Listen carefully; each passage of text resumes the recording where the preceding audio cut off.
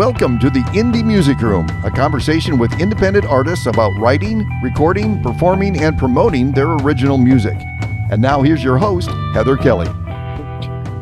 Hey everybody, this is October's podcast for Indie Music Room with Heather Kelly, and I'm excited to introduce to you Owen Hamlin today. He is based out of LA. He's got a lot of performance energy, high energy. He plays like alternative rock music, writes his own stuff. He's got a lot of stuff on YouTube. This guy's amazing. He's going places. So with that said, everybody, I want to introduce you to Owen Hamlin. Hi, Owen. How you doing today?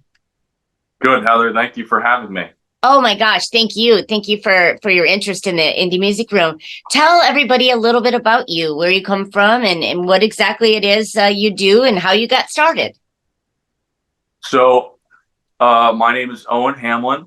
I am a 26-year-old Los Angeles-based songwriter, singer, and I'm from Los Angeles. I'm born and raised. I might have already said that. I've been doing it for a long time, and as more recently kind of started putting what I do out there. Mm-hmm. As you should. It's great. Thank you much. Yeah, you I think it's a hard thing for a lot of artists to do that first thing. Mm-hmm. It's kind of tragic that it's so common that it seems to me that it's fairly common that a lot of artists, not necessarily just musical artists, could be film, could be anything, writers, just that like first thing, just saying, okay, I'm going to finish that first thing. And then it can just naturally progress, and they could be on their seventh thing. But so I finally got my first thing out there, and I'm still riding that wave. That is so cool. You know, it's funny I've been a musician for several years myself, but it's funny when you talk about the first thing, that's like baby step one. And then, I mean, first and foremost, it's writing, recording, getting it out there, and then marketing. And I mean, there's so many steps to being an independent artist, you know. You have so far seemed to really conquer most of those tabs, especially with your official videos too. But how did you get started in music? Where does this thing begin? So I guess I just was kind of mystified by guitars, as a lot of young guys are, and talked my mom into getting me one around 12 or 13, and just, got more and more into it. Yeah. Did you ever take lessons or kind of self-taught, or what's your thing? More self-taught, but I grew up in the era of YouTube, so there's a lot of, and the internet for that matter. So there's a lot of information available. Oh, yeah. So that certainly helped, as far as like learning a chord kind of a thing. Right. And, it was just, more of the self-taught. And I'm so thankful that it was like that, because I talked to like, family members and stuff, and they're like, yeah, I had piano lessons when I was young, and it was strict. The teacher was old and cranky, and, it was just, they would go out with their friends kind of a thing. But music for me was like, after school was over, it was what I would look forward to during the school day. And that was like my place to go and just kind of have fun. That was my place. So, it worked out well. Yeah. I know that guitar is kind of your thing, but obviously you've got these completed amazing songs. I mean, are you multi-instrumentalist? Or do you have people come in? How does that work? I am a multi-instrumentalist. Certainly guitar is my most proficient instrument.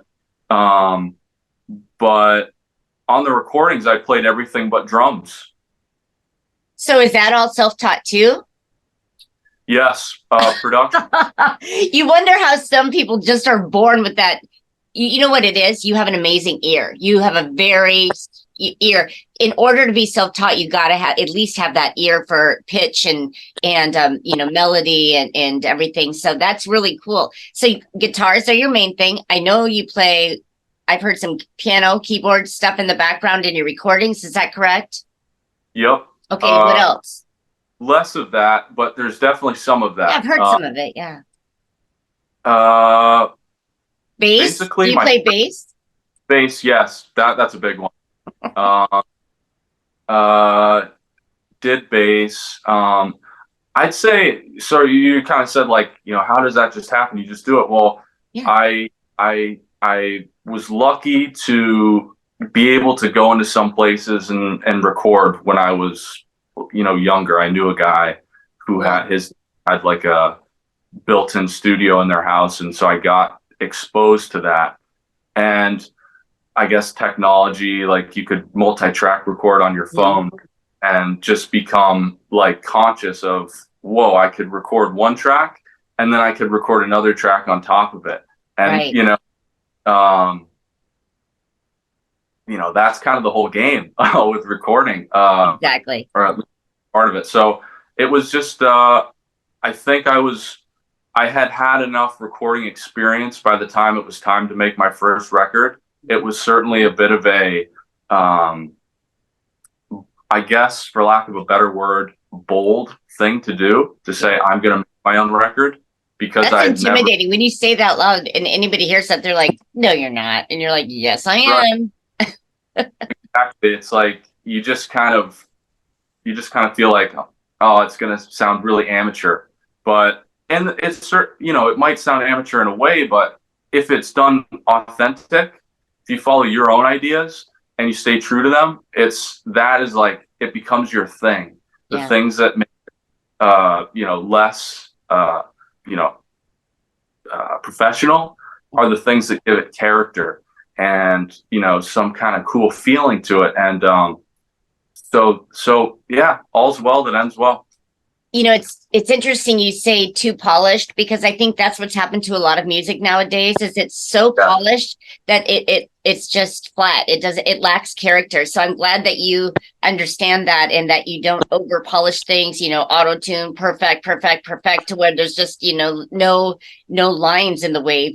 That's really great that you do that. So Exactly. Yeah. Tell me a little bit about the first song that we're gonna show everybody tonight. It's called Old Things, right? Right. Tell me about that song, and kind of where your process was when you came up with it, and a little bit of how you wrote that.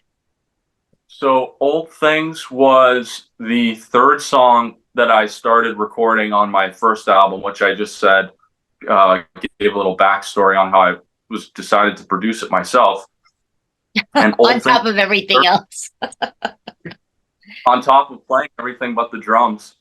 And so it was a big self-discovery process in the recording. And this song in particular, Old Things, it was the best, perhaps, I don't know if I should say the best, but it was certainly it was certainly the fastest recording experiences I had, and to the point where I just sang I think I sang 4 vocal takes, and of those 4 vocal takes, they all got used. And I never do that, but it just, the guitar takes for the first 2 takes used them. The bass, I think, was, probably of the same fashion. So there was one additional thing anyway. Those are for musicians. That Other is people really, who aren't musicians, that is something that rarely happens for musicians. I took 6 weeks to cut one vocal one time, seriously, on analog. But if you got your guitars boom, boom, and then your vocal, that's amazing. You must have been really rehearsed ahead of time. I did. But not as much as other stuff. It was just one of those magic moments, I guess, came together. So yeah. And kind of where was when you wrote about this song, what was your, I always have to have kind of an idea or a hook of where I'm going, or something, like a mental image in mind when you wrote this. When you wrote this song, where was your mind kind of at? My mind it really came from two writing sessions. One, I guess 3 key moments of inspiration. I had this idea that kind of had the bow, bow, bow, bow, bow, had the riff, that resembled the riff, and kind of a lyrical thing going on, but not necessarily, didn't quite have a clear direction. Right. And then later on, I found myself messing around with an old friend in his the little home studio, and were messing around, and I just grabbed the mic and, you know, just started singing stuff impromptu of nothing. And the lyrics, "Today's the day, right as rain, sunshine and shade," just came out then. Yeah. And then so it was kind of like, and then later on, it was like kind of looking back at those two things. Yeah. It was like, they fit. That's the verse, that's the chorus. Mm-hmm. And so that's kind of how it worked. It was two moments where the light bulb went on, and then a third looking back at those moments and realizing that they were kind of the same kernel of an idea. So cool. Oh my God. I love hearing your story behind this. All right, everybody. Thanks. With that, yes, your story's amazing. I can't wait for everybody to hear this. With that said, everybody, go ahead and take a listen and also watch the official video to Old Things by Owen Hamlin.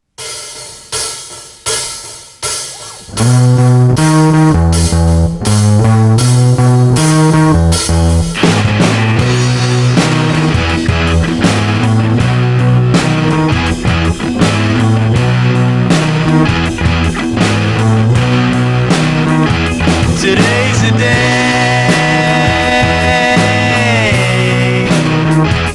right as rain, sunshine and shade.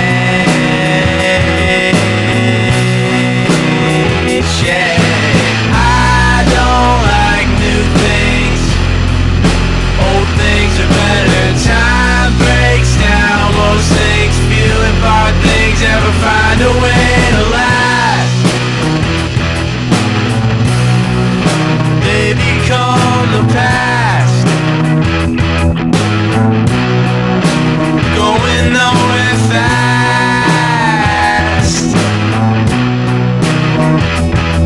At last, I met you.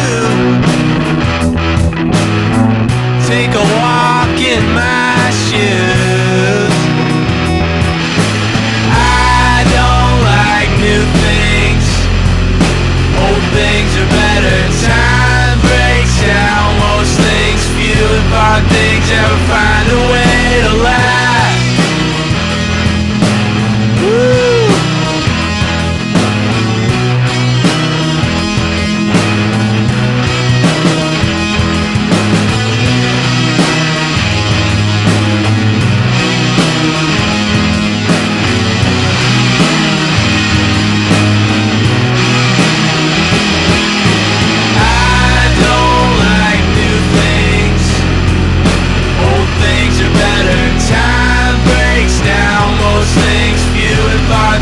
Never find a way to last. They become the past, going nowhere fast. Today's the day, right as rain. Sunshine and shade, shade,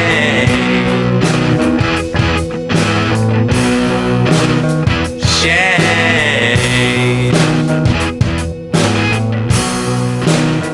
shade,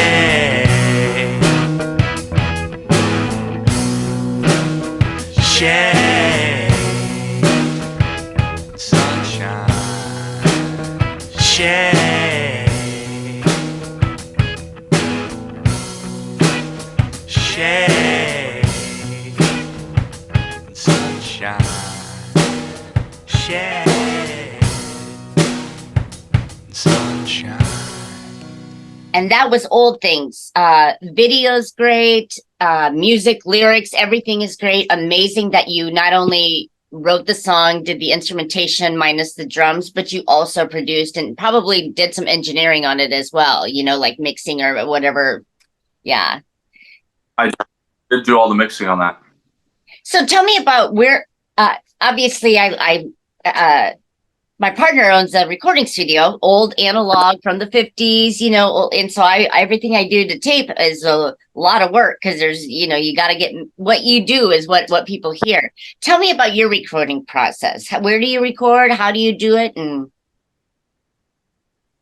So I've got just a little home studio, very, very minimal, nothing ornate other Yeah. than just a great amplifier and some solid guitar pedals.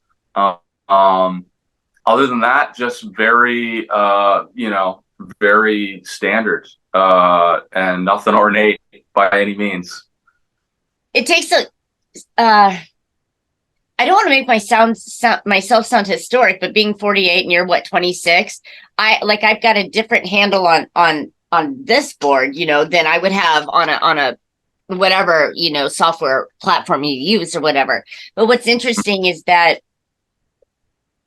I think it's available to so many people, but I don't think a lot of people really master on how to use it like you have, because everything sounds so cohesive to me. Everything just sounds like it's done in a big studio. You really have that polished, finished sound.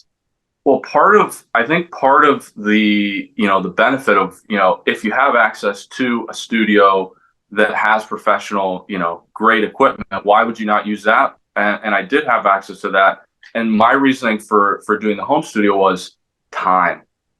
I have as much time as I want to work in my home studio, and I don't have to worry about the clock going by while I'm in the studio. And, and the bills going out the door, ching, ching, ching, ching. Yeah. Exactly.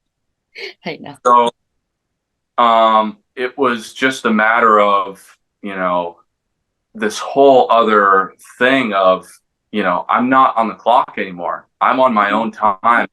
I'm still settling into that because all my recording up until, I don't know, early 20s was in a studio. And it was like, I was just, because of the time going, I was like every time I went in there, it was like I was running a sprint. Yeah. And that so then you feel like you're forcing it, and it sometimes loses that feel if you're feeling forced or something. Yeah, it's just pressure and stress, and those things are terrible for the creative flow. Mm-hmm. And I was able to just sever that with the home studio. I've done a lot of research. I've done a lot of research on you, and there. I think it was in 2022 when you kind of put out I don't have my glasses on. Right as Rain, or Right, that one album. Yep. There was 8 tracks on that one, right? Correct. Right. And so I had somebody say, like, I think it was Psychedelic Baby magazine, there was moments of genius and so much melodic sensibility. When I saw those, I'm like, interesting. I want to really check this music out more. I don't know if you remember that quote, but that was definitely in there. And another thing I was thinking about was, you must be playing live a lot, or you must have a tour schedule, and you're getting some press. I mean, I found quite a lot of press on you. So tell me a little bit about how you book shows or where you're playing right now. So those are similar to the DIY fashion. I've been kind of handling the press for the most part, and also booking. Which, were not areas I would have wanted to do, but, subsequently, I think it's good that I kind of have done that because I understand the business a little bit better. I've, as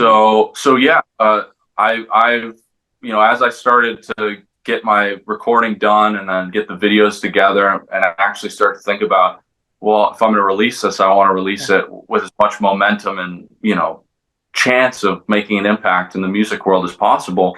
And in the day of the internet, you can send emails so it's just a matter of, gluing your butt to your chair so you can sit on your computer and, 17 years of that is what I did. I feel it. I feel your pain. I did that day after day, and I'm gonna send you some tricks that I had up my sleeve back in the day after this. So be watching for those. It might get some of the people's attention on the upper levels. I'll send that to you before maybe someday I start selling it for $500. No, I'm just kidding. I love to help artists. That's my goal in life. So tell me about this next song. This one is going to be called And It Was Gone, another official video. We're going to get into the next segment. Who does your videos? Because those are awesome as well. But tell me a little bit about this song and how it manifested itself. So looking back on this song and sort of like where the idea came from and what was going on in my life as I wrote the song, I don't think I was aware of it at the time, but looking back on it, I'm sure that this class I was in called Thanatology, which is the study of death and dying, and the teacher got diagnosed with terminal cancer during the time in which our class had, started and was going. And he, was just he made the decision to be very open about what he was going through. And, it was just, he was quite a inspiring person. And the setting of already being in the class that was studying this topic, with him going through this process of coming near to the end of his life and just being so honest and so transparent, and vulnerable, I think had certainly, had an influence on the song. Yeah. Wow. That's a story. It's funny, your perspective of it. And then I was telling you earlier before we recorded, like my daughter's moving to, California, and I was like, and it was gone. And I listened to your song today, even though it's totally different perspective, just the hook. I was like, where? But the thing is, I do understand what you mean about this class and stuff. And it was gone. That's crazy that your perception of that was that situation with that instructor. How tangible can that be when you're learning that class and he's going through it as well? I mean, that's really crazy. That'd be kind of a one of those things you're going to hold dear to for a long time. Absolutely. Oh, wow. It just made the class so much more impactful. I mean, we were reading a famous book called Tuesdays with Maury. I love that book. You've got Maury. Yeah. Love that book. So, okay, everybody, I'm going to tell you what, this is one that you need to download, put on your playlist. You got to make sure to follow Owen Hamlin. This guy has got great music, great lyrics, sometimes abstract, but really cool. And I loved getting your perspective on this last song. Okay, with that said, everybody, let's listen to And It Was Gone with the official video.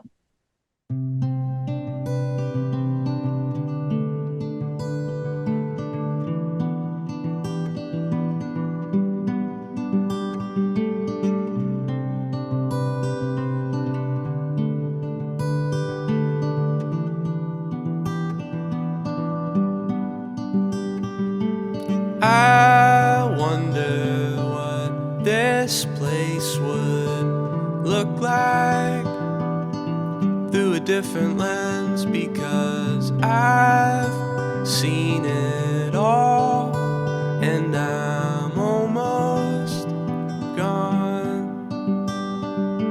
Some things never change, it doesn't matter kind of state you're in, because we're all the same, even if we don't know it yet.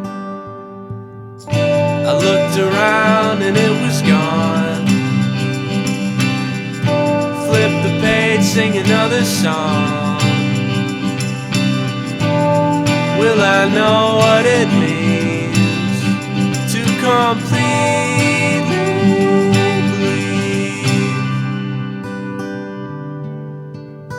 anything at all? Maybe that's the point of it. Live and then make sense of it. Hurt and then make joy of it. Repeat. I've been waking late at night. Maybe it's from these dreams. There's something telling me that that's not the reason.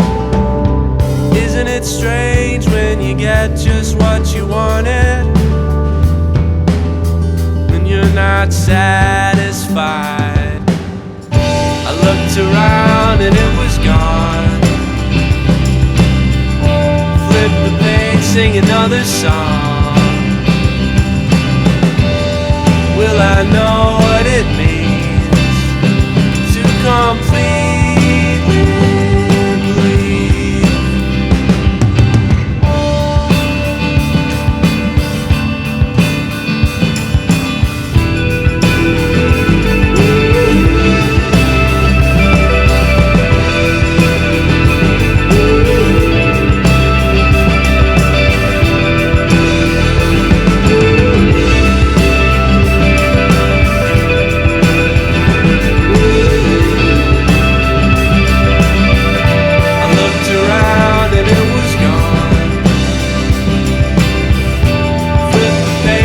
Another song.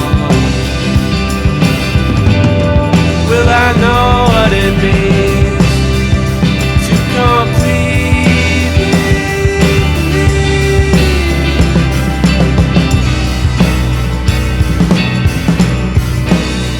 in anything?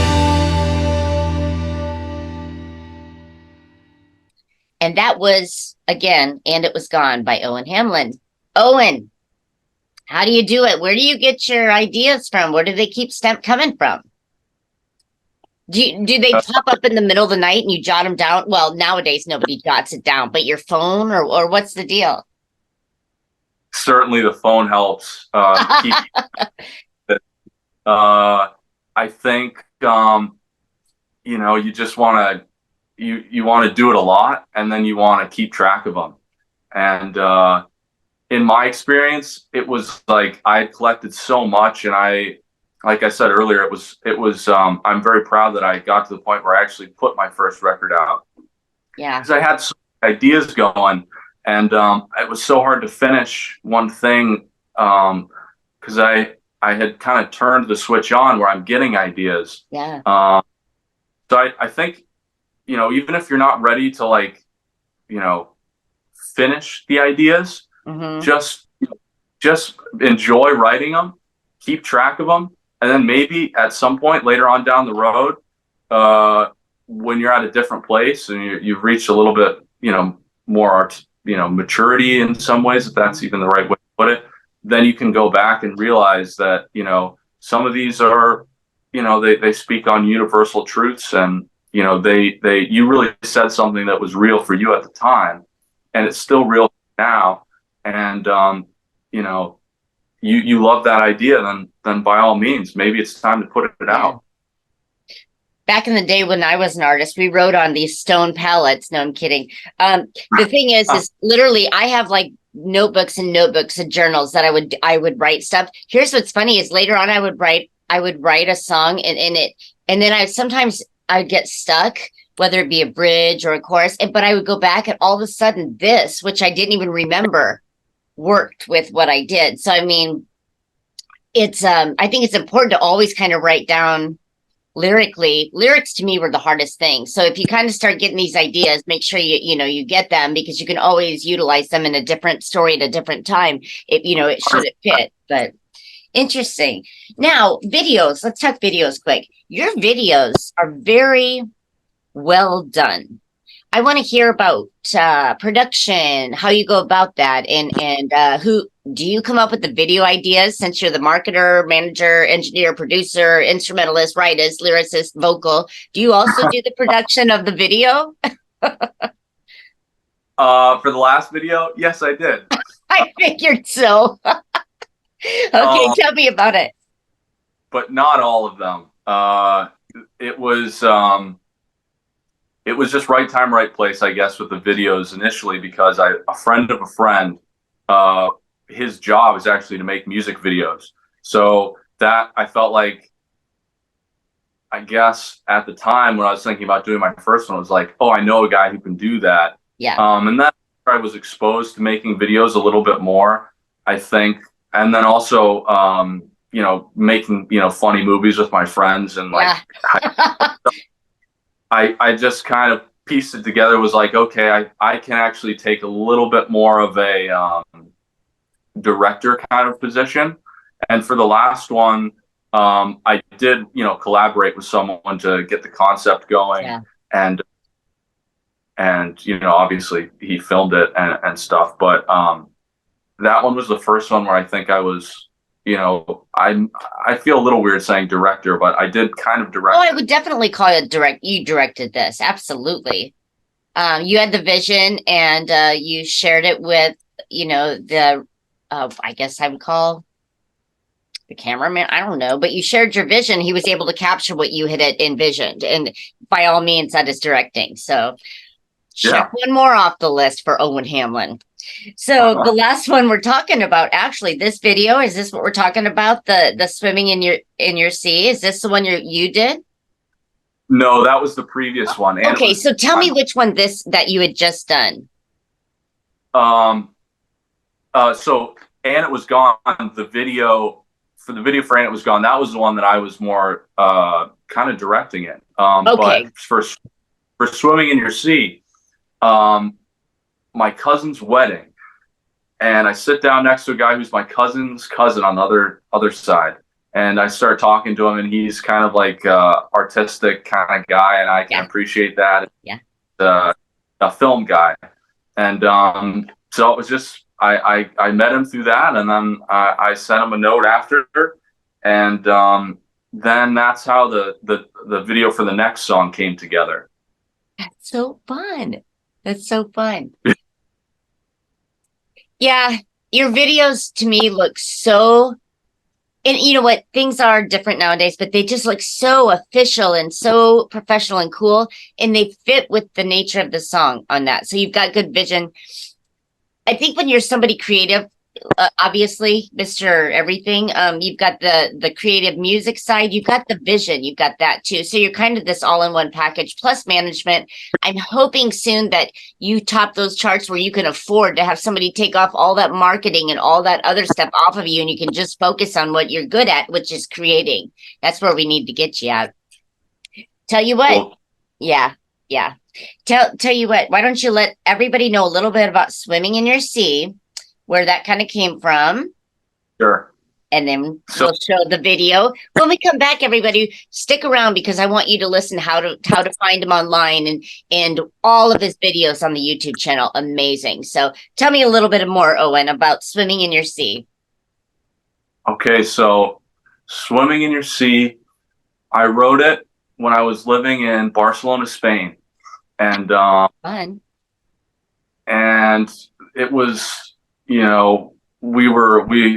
my buddies at the time, we were just out of high school, and we were just like, we were let loose. So that we were partying hardcore, but I still managed to find myself in the, little piano room we had at our every once in a while to do some writing. And this was one of those where I was, probably a little bit drunk or something like that, and just hunched over. Spain, why not? Yeah, just waiting for something to come, and I just got that the idea just happened big time. Yeah. And then I went up. My friend was like, "We're on the roof," so I went up and I went on the roof and sort of played the song, and he got like a little video clip of it, and you can see like there's some stuff that didn't quite make the song, but then that key idea, the chorus, I get to it, and even in that moment, like literally right after everybody it happened, went, that's it. I mean, I knew it. You can see I'm sort of like almost laughing on the inside as I'm playing it, because I'm just like, yep, I just saw an idea just came. I don't know where it came from, but I'm really excited about it. And I have those moments too. It's so fun. Yeah. And so I was at music school, and we had this class. It was a accredited class, and it was called Combo, which is essentially just like a few people in a band, and you learn songs, and you're graded on that. Mm-hmm. And I had the idea because we were already like rehearsing my songs to play like at the bar down the street, like what if I just pitched to the principal, like maybe we could do that as a class so that we could do more time rehearsing the stuff that, I'm writing.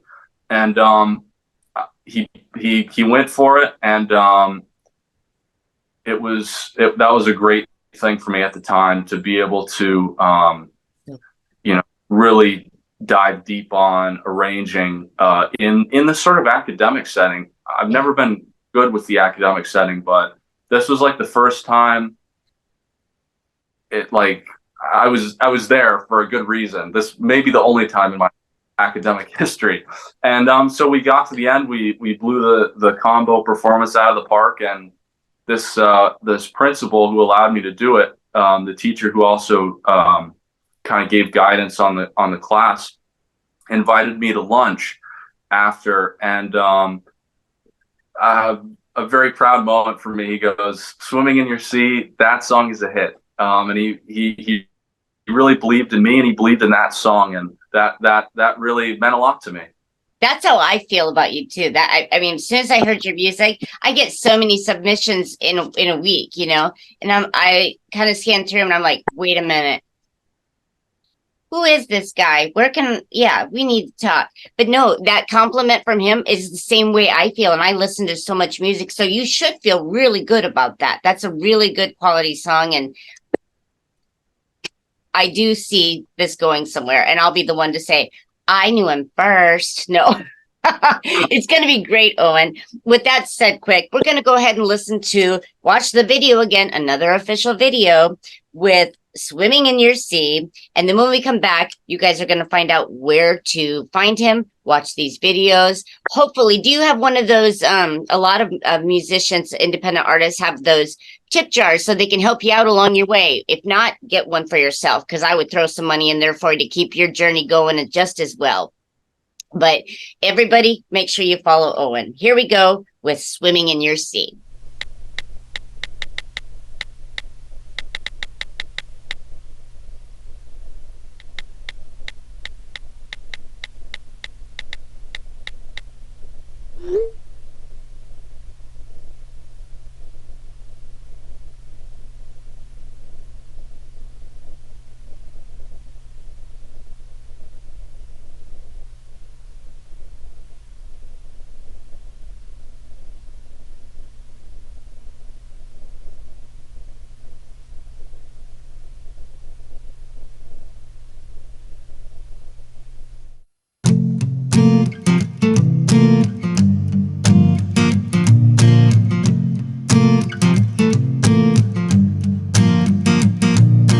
I don't know which way it's gonna go, but I can tell you this: when I get old enough, I'll pack my stuff, and in the morning I'm gone. I'm 19 and now I see it's harder on my own. For the first time, I don't know.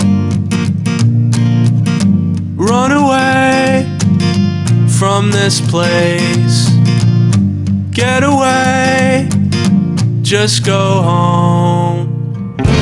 I know where I wanna be, is underneath the waves swimming in your sea. I know where I wanna be, is underneath the waves swimming in your sea.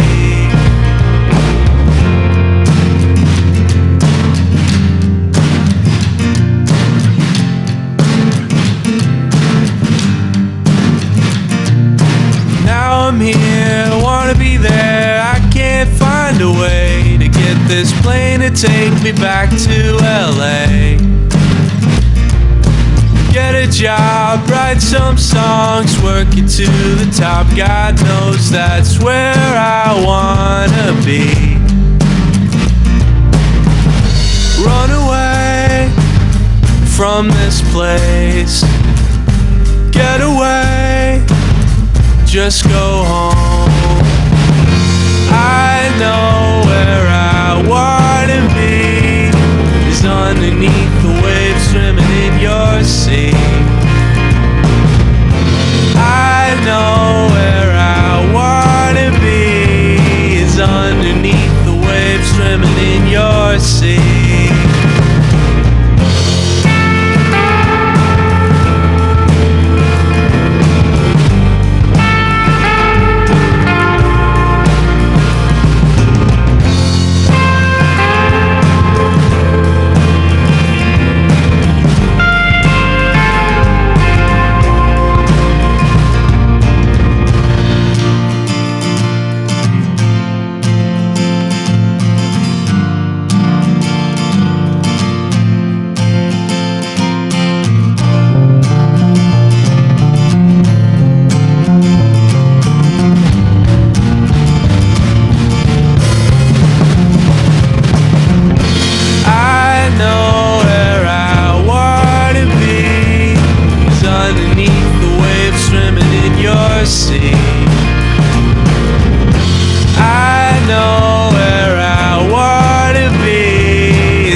underneath the waves swimming in your sea.